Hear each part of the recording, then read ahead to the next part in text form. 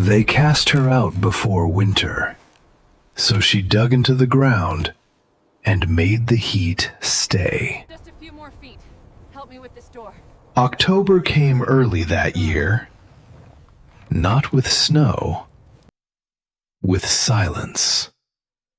The kind that settles over the plains before anything visible changes. In eastern Dakota Territory, people were already preparing. Wood stacked higher, doors reinforced, supplies counted twice. Because winter wasn't something you faced, it was something you prepared for. Unless you had nothing to prepare with. 3 weeks before the first hard frost, a man stood in a doorway and removed a girl from his house. Not loudly, not violently, just directly. "You're old enough." That was all he said. No anger, no explanation, just conclusion. Her name was Annika Sorensen. She was 15 years old, and everything she owned fit into a small bundle. A wool blanket, 2 worn shirts, $12. Her parents had died the winter before, fever that moved quickly, and left nothing behind. The farm was taken, the animals sold. The rest disappeared. She had been passed between homes after that. Temporary, conditional, until help became inconvenient. Then it stopped. She didn't argue, because arguments don't change outcomes. They just delay them. So she left, walked toward the nearest town, because that's what people do when they have nowhere else to go. They move toward something, even if it offers nothing. The town didn't offer much. A general store, a boarding house already full. 2 farms hiring men, not girls. Doors opened, just long enough to say no. Windows shifted as she passed. Not curiosity, assessment. She didn't belong to anyone, which meant no one was responsible for her. By the second day, she stopped asking. Because rejection, when repeated often enough, becomes predictable. And predictable things don't require effort. She walked past the last building, past the last fence, until the land changed. From occupied to ignored. That was where she stopped. The hill wasn't large, just enough to break the wind slightly. The soil was poor, too sandy for crops, too uneven for building, which is why no one had taken it. She stood there for a long time, not deciding, listening. Because sometimes decisions aren't made by choice. They're made by elimination. There was nowhere else. So this would have to be enough. She remembered something her father had said. a winter before he died. Cold doesn't kill fast. It drains. She hadn't understood it then. Now she did. Because everything around her was already being taken. The wind, the ground, the air itself, all of it, pulling something away. She looked at the hill again, at the slope, at the direction of the wind. Then she chose a place, halfway down the incline, where the ground felt firm underfoot. And she began to dig. The first cut didn't go easily. Prairie sod resists. It holds together, forces you to commit. She drove the spade down with both hands, rocked it loose, lifted the first section. That was how it started. Not with progress, with resistance. The first day gave her almost nothing. A shallow cut, barely enough to stand inside. Her hands blistered before sunset. Her back tightened from repetition. But the shape had begun. And once something begins to take shape, it becomes harder to abandon. She worked the second day, then the third. Cut, lift, climb, dump, return.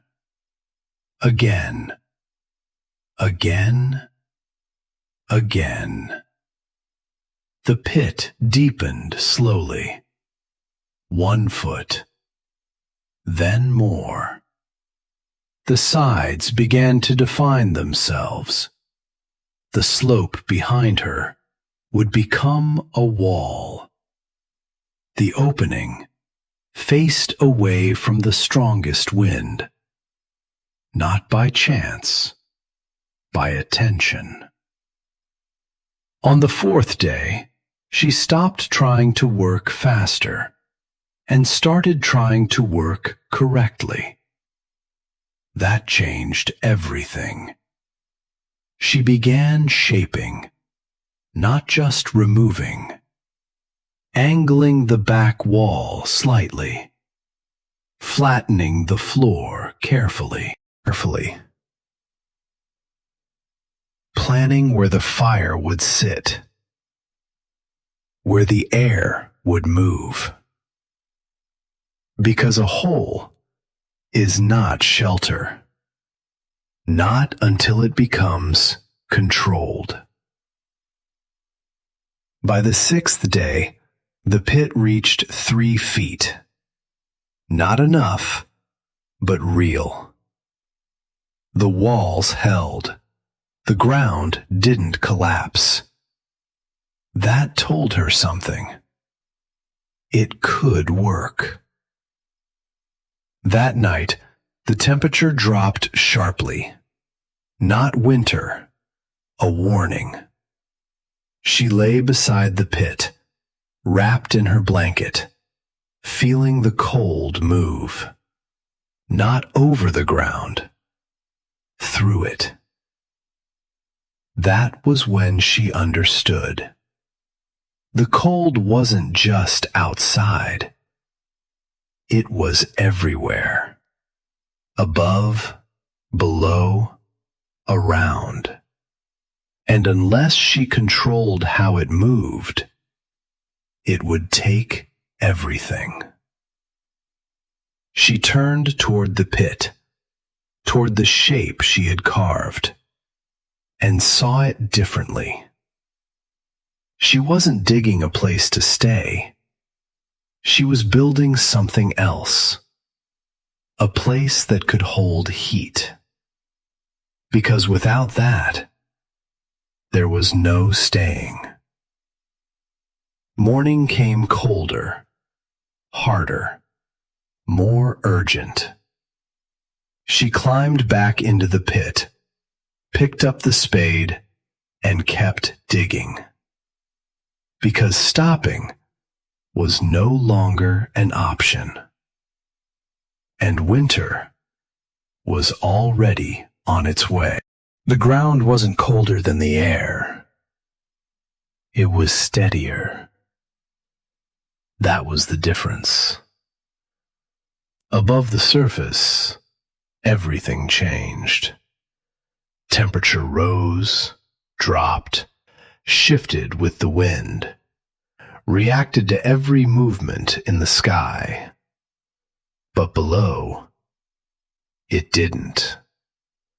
The earth held its own pace, slow, consistent, unaffected by what happened above it. She felt it on the seventh day, standing waist-deep in the pit, her hands numb from the wind, but her legs not the same. The cold reached them, but it didn't take from them as quickly. That was the first signal. Not warmth, reduction. She stayed there longer than she needed to, not working, just feeling the difference. Because understanding doesn't come from thinking, it comes from noticing. The air above her moved constantly, each gust pulling heat away faster than she could replace it. But in the pit, movement slowed. Not gone, but weaker. And weaker movement meant less loss. That was the pattern. The deeper she dug, the less the cold could take. Not because it was warmer, because it changed slower. That was when she remembered her father again. Not what he said, what he showed. A small trench behind their old barn, clay pipe buried just below the surface, smoke running through it before rising. She hadn't understood it then. It looked unnecessary, complicated. Now it made sense. The heat didn't rise immediately. It traveled through the ground, through the pipe, spreading before it left. That changed everything. Because heat that rises too fast is gone too fast. But heat that moves slowly can be held. She stopped digging for a moment, looked at the shape of the pit, the back wall, the floor, the space above it, and saw something new. Not just a shelter, a system. The fire wouldn't sit in the center. That would waste everything. It would sit low, near the back, where the heat could travel first, not up, across. She marked the place with her boot, scraped a shallow channel from that point, leading along the floor. Not deep, not wide, just enough. Because this wasn't about moving air. It was about slowing it. She worked the rest of the day shaping that channel, packing the edges, smoothing the path. Because rough surfaces break flow, but too much resistance stops it completely. Balance mattered. Everything did. By evening, the structure had changed. Still incomplete, still open, but different. She lit a small fire for the first test. Not large, not constant. Enough to see what happened. The flame rose at first, then shifted, not straight upward, angled, following the path she had made. The air above it moved slower, less direct. She watched carefully, not the fire, the effect, how long the warmth stayed, where it moved, where it disappeared. It wasn't perfect, not yet, but it changed something. The space didn't lose heat immediately. It held it for a moment longer. That moment mattered, because survival isn't built on large differences. It's built on small ones, repeated. She fed the fire once more, then let it drop. Waited. The warmth faded, but not as quickly as before. That was enough, because she didn't need perfection. She needed control. And control can be built. She lay down that night inside the pit, closer to the ground than before. The wind still moved above her, still took what it could reach, but it couldn't reach everything anymore. And that was the first time she wasn't losing as fast as winter could take. The system had begun. Not complete, not stable, but real. And once something becomes real, it can be improved. Morning came colder again, but this time, she wasn't reacting to it. She was already working against it. Because now, she understood how it moved. And once you understand that, you can change what it does. Once she understood how heat moved, she stopped trying to make more of it and started deciding where it would go. That was the shift. Not survival, control. The channel she had carved wasn't enough. It guided heat, but it didn't hold it. So she changed the material. Clay ran beneath the surface in that part of the land. Dense, heavy, slow to change. She dug it out in sections, mixed it with water, pressed it into shape with her hands. Not smooth, not perfect, but continuous. She lined the channel with it, layer by layer, creating a surface that didn't lose heat quickly. Because earth alone absorbs, but clay holds. That difference mattered. She found broken pieces of pipe near an abandoned shed. Not enough for a full run, but enough to test. She placed them at the beginning of the channel, closest to where the fire would sit. because the first contact loses the most. The pipe forced the heat to move, not rise immediately, not escape too soon. It stretched the path, and stretching the path slows the loss.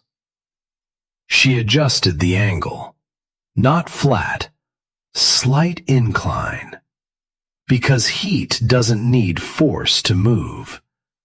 It needs direction. Too steep, and it escapes. Too flat, and it settles too early. Balance. Everything came back to that. She rebuilt the fire position next, lower than before, closer to the entrance of the channel. Not in open space, contained. Because open fire wastes energy. Contained fire directs it. She built a small barrier behind it, stone and packed earth, forcing the heat forward. Not up, not outward. Through. The first full test came that evening. The fire burned low, steady, feeding into the system. She watched the smoke first, then the air, then the ground itself. The change wasn't visible. It was felt. The floor near the channel held warmth longer. Not hot, but different. She placed her hand against it, waited. It didn't give much either, but it didn't take. That was enough. She moved back, sat against the wall. The air around her remained stable longer than before. The drop was slower. The change delayed. That delay mattered, because delay creates time, and time allows recovery. She fed the fire once more, then stopped. Didn't add more wood. Didn't force the system. She waited. The heat moved, spread, held, not perfectly, but enough. That was the difference. Not full control, partial control, applied correctly. By the end of the week, the pit had changed again. The walls held better. The air moved less aggressively. The fire lasted longer. She needed less wood, less effort, less constant attention. That was the sign. Not comfort, efficiency. Because systems that require constant effort fail under pressure. But systems that reduce effort last. Outside, the temperature continued to fall. The wind shifted more often, unpredictable now, harder to read. But inside the pit, change slowed. Not stopped, controlled. And control was something winter couldn't take easily. She lay down that night closer to the channel, closer to where the heat had moved. Not warm, but not losing. That was the difference. Because survival isn't built on comfort. It's built on balance. And now, for the first time, the system held more than it lost. Not completely, but enough to continue. And once it holds enough, it can survive what comes next. The storm didn't arrive suddenly. It narrowed. day by day. It took something smaller each time, until nothing small was left. By early January, the plains had changed, not in shape, in function. Movement slowed, work shortened, effort increased. That was the first sign. Not failure, pressure. More wood burned, more time spent feeding fires, more trips outside just to maintain what used to hold easily. Then came the second sign. Breakdown. Not all at once, not obvious. Gradual. A stove that couldn't hold heat overnight. A wall that began to frost from the inside. A door that no longer sealed. Each one small, each one manageable, until they weren't. Because once loss increases beyond control, nothing else matters. The dugout didn't follow that pattern. The fire still burned, then dropped, then returned. The temperature inside shifted, but slowly. The cold entered, but it didn't take everything with it. That was the difference. She wasn't replacing what winter took. She was limiting what it could take. On the 8th day of deep cold, she heard it. Not wind, not movement. A sound that didn't belong to the storm. A knock. Weak, irregular, almost not there. She moved to the entrance, pushed aside the covering, and saw him. The man who had turned her away. Standing wasn't the right word. He was leaning, held upright by effort, not strength. His coat was stiff with frost, his breath shallow, his hands no longer responding.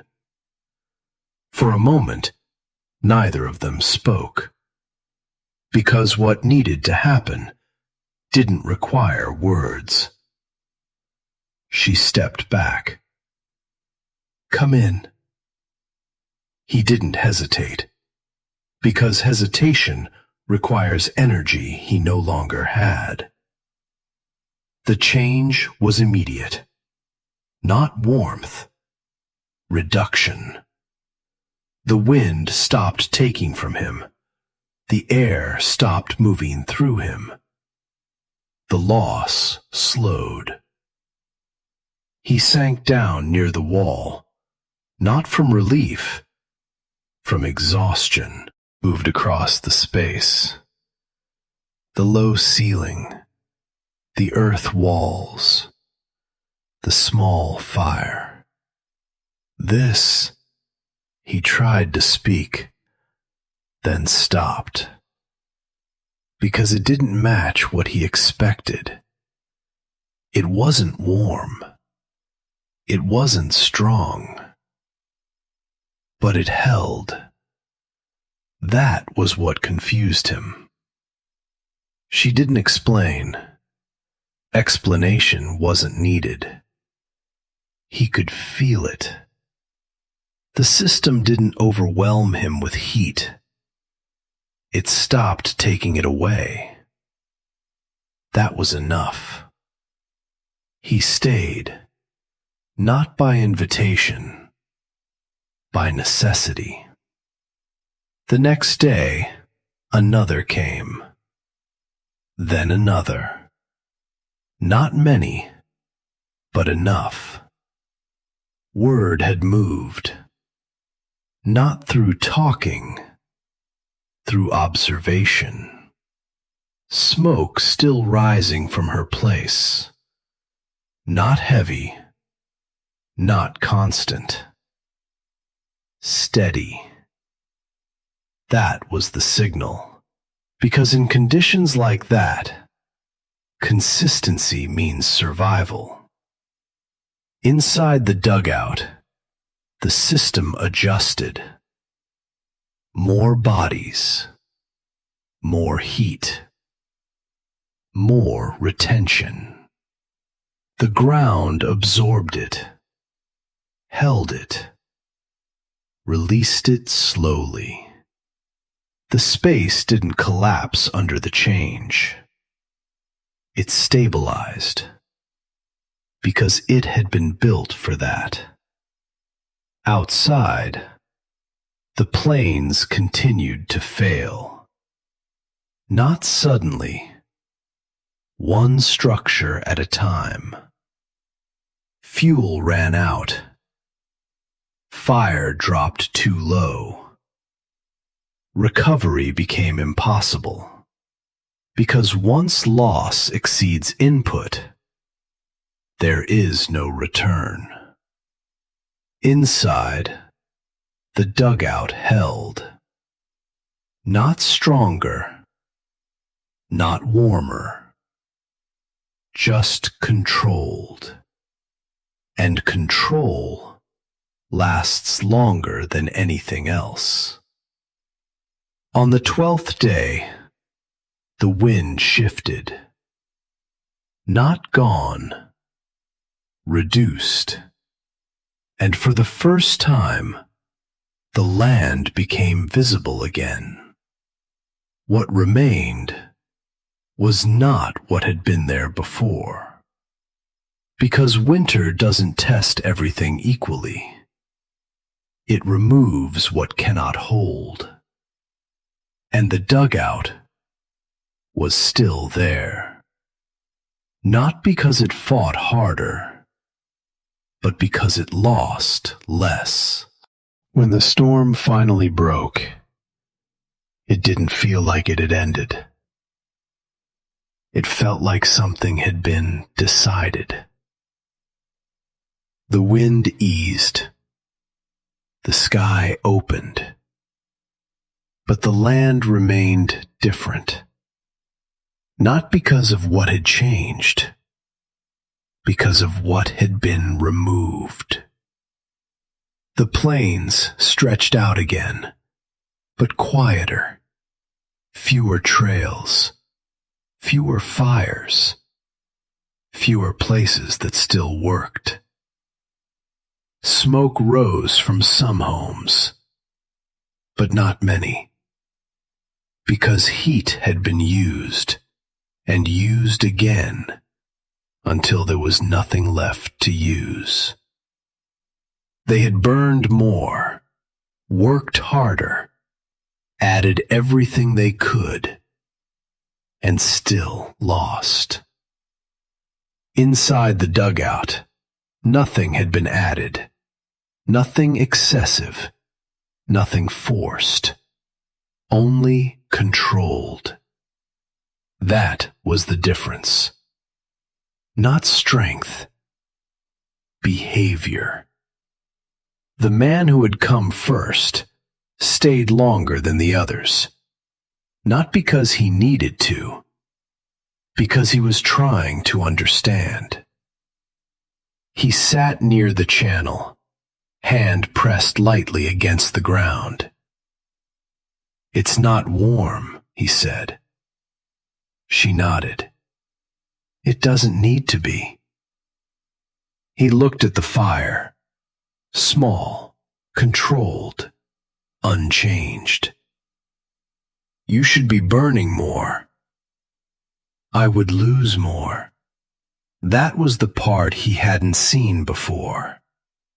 They had all been trying to create heat. More wood, more fire, more effort. But they never stopped to ask where it went. Because heat that leaves is gone twice. once when you lose it, and again when you try to replace it. That was what she had changed, not the cold, the loss. By spring, the ground softened again. The snow pulled back, revealing what remained. Some rebuilt in the same places, the same way, with the same assumptions. Others didn't. Some dug deeper, closer to the earth. Some reduced their space, stopped heating what they didn't need. Some changed how their fires burned. Not stronger, more controlled. No one announced it. No one explained it fully.